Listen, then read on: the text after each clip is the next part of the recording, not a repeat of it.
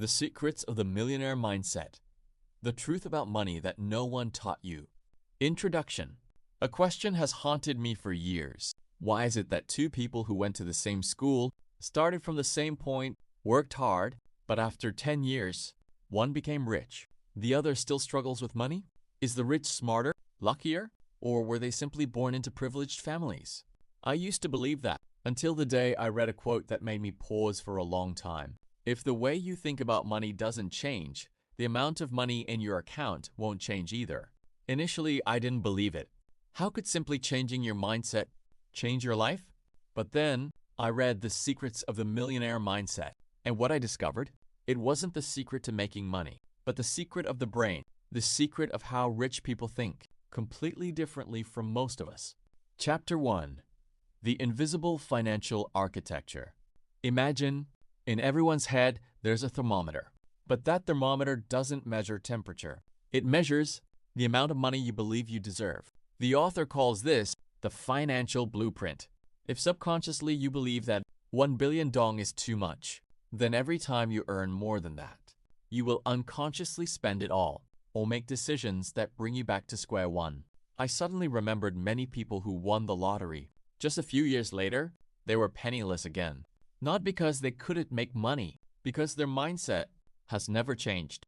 Chapter 2. Quotes from childhood. I used to hear many sayings like this.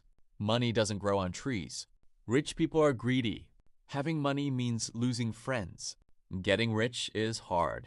As children, we heard these sayings over and over again until they became our beliefs. And then, every financial decision we made was influenced by those beliefs. This book made me realize the one who limits us isn't our circumstances, but the stories running through our heads. Chapter 3. The Rich Play to Win. This is the lesson I remember most. The author says, the poor often play the money game to avoid losing, while the rich play to win. Two ways of thinking, two completely different results. People who are afraid of losing money often don't dare to invest, don't dare to try, don't dare to do business. In the end, they only make ends meet. But the rich accept calculated risks because they understand there is no journey to wealth without overcoming fear.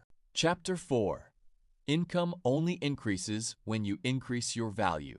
There's a quote I had to write down immediately. Your income can only increase when your value increases. Many people spend hours browsing social media, but they begrudge buying books. They begrudge the time spent learning new skills.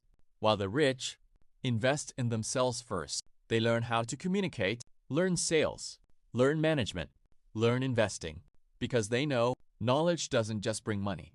It also creates opportunities that others don't see. Chapter 5. Money amplifies people. One of the biggest misconceptions is that money changes people. But the author argues that money doesn't change anyone. Money only amplifies your true self. If you are kind, with more money, you will help more people. If you are generous, you will give more. Money isn't evil. It's just a tool. The important thing is, who holds that tool? Chapter 6. Don't blame. There's a passage that made me think for a long time. The poor often blame others. Blame the economy. Blame their family. Blame their boss. Blame the government. Blame luck. But the rich take responsibility. Because when you take responsibility, you have the power to change. That's the biggest difference. Chapter 7. Let money work for you. Most of us trade time for money, but the rich use money to make more money. They invest, build businesses, buy assets, create passive income streams.